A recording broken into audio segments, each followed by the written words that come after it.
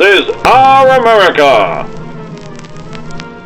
The Norman D. Berner story. A man whose skills as an entertainer would go on to change the world.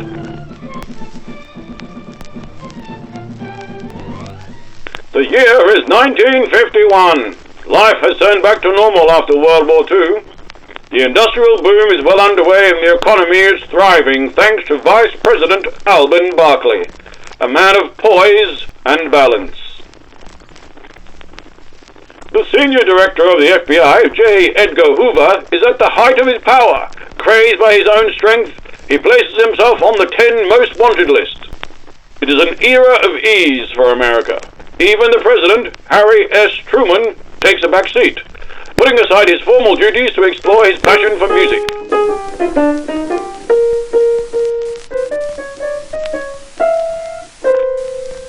Our story focuses on one of the most popular radio personalities of the day, Norman D. Berner, who had become known notoriously as the Whisperer.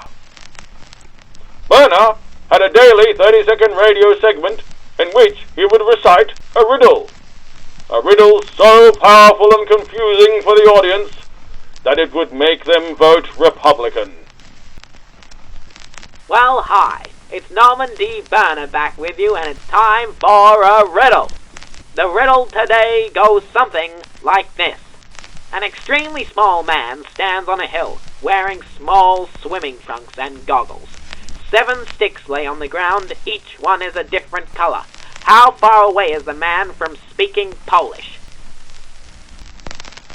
Berner was born in the small European country of Fredonia in 1919. Berner was raised solely by his mother. During his early years, she worried dearly about her son, who was feared to be a mute. These suspicions started when Berner himself told her, "I'm a mute." His mother found fame in her hometown as a well-known contortionist, and reportedly had a short-lived affair with none other than Benito Mussolini. At the time, Mussolini was a left-wing communist vegetarian gluten-free florist. But after spending 6 months in the presence of the young Berner and his burgeoning talent for riddles, Mussolini becomes one of the most heinous right-wing dictators of the 20th century. As tensions grew in Europe, Berner and his family moved to the U.S. in 1932 in search of a new beginning. Regarding education, Berner graduated top of his class in performing arts, acting, and interpretive dance at a local mechanics and engineering school in Jackson's Hole, Wyoming.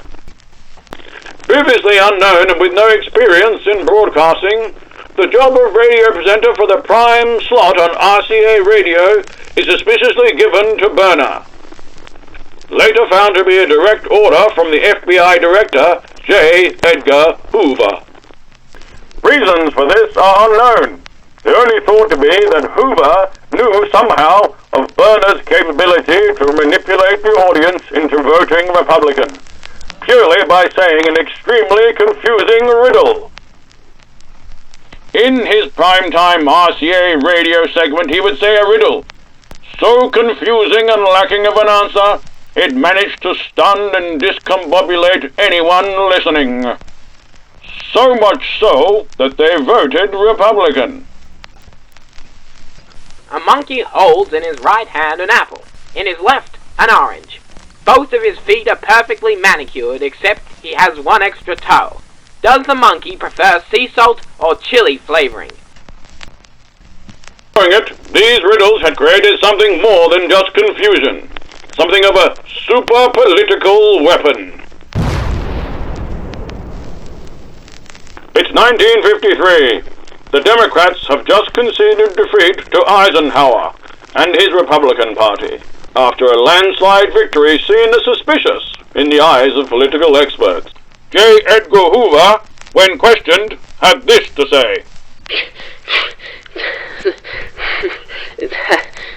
Evidence to the surprising win of Republican Party candidate Eisenhower comes out years later, with revelations from French policy advisor Francois Menzouer, an experienced political scientist seconded to the Republican Party strategy team in 1953.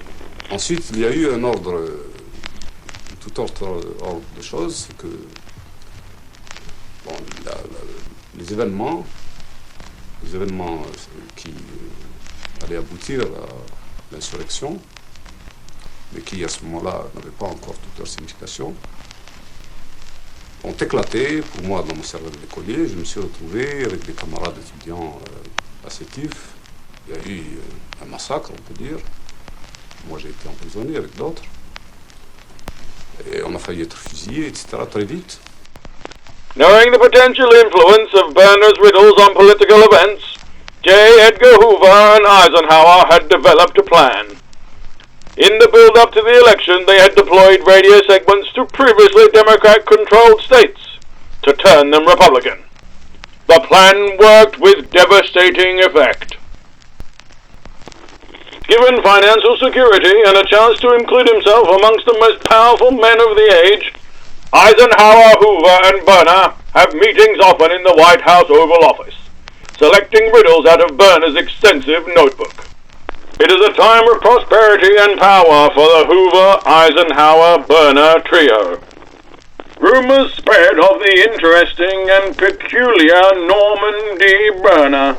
Intellectuals, scientists, and doctors scramble to explain Berner's remarkable influence. Was hat Sie auf den theologischen Weg gebracht, auf dem Sie jetzt sind? Das ist eigentlich eine längere Entwicklung, die so ähnlich gelaufen ist wie für viele Leute in meiner Generation. Ich stamme aus einem liberalen, großbürgerlichen Elternhaus. Political figure and future president Richard Nixon had this to say about Berner and his supernatural power.